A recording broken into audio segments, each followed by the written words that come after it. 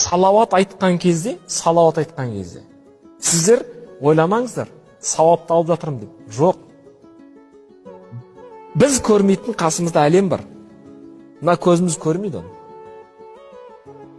Ол әлемді көретіндей көзілдірік болса, салауаттың сырын көресіздер.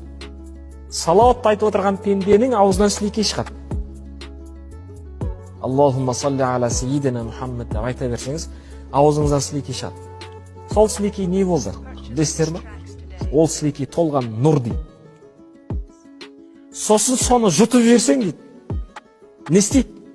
Денеңдегі су бар, сол суға араласады. Сосын тұла бойың не істейді? Нұрланады. Әр клетка. Адамның бойында 2 минут сайын өліп, тіпті 2 секундта ең аз мерзім бар, қателеспесем 2 минут сайын болу керек. Клетка өледі, сол затты тіріледі. Сол себепті Құран Тағала не деп айтты? Юхи ва юмит. Тірілтеді, өлтіреді. Сен бір сәтте өлесің, бір сәтте тірілесің. Бір клетка өледі, сол сәтте жаңасы пайда болады. Сонда ойлаңыз, сол клеткалардың барлығы нұрланады.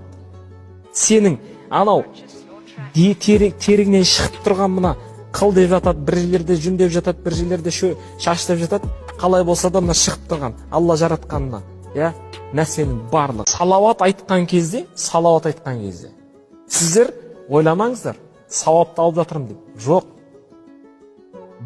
Біз көрмейтін қасымызда әлем бар. Мына көзіміз көрмейді оны.